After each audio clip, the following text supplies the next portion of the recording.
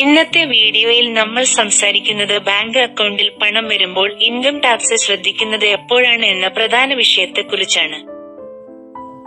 പലർക്കും ഒരു തെറ്റിദ്ധാരണ ഉണ്ട്, അക്കൗണ്ടിൽ പണം വന്നാൽ ഉടൻ ടാക്സ് വരുമെന്നാണ്. പക്ഷേ അങ്ങനെയല്ല, ബാങ്ക് പണം വന്നതുകൊണ്ട് മാത്രം ടാക്സ് വരില്ല.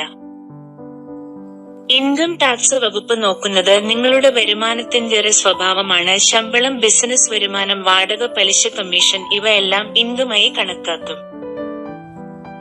ഒരു വർഷത്തിൽ ഏകദേശം 2,50,000 മുകളിൽ വരുമാനം വന്നാൽ റിട്ടേൺ ഫയൽ ചെയ്യണം. റിട്ടേൺ ഫയൽ ചെയ്യാത്തവർക്ക് പിന്നീട് നോട്ടീസ് വരാൻ സാധ്യത ഉണ്ടാകും.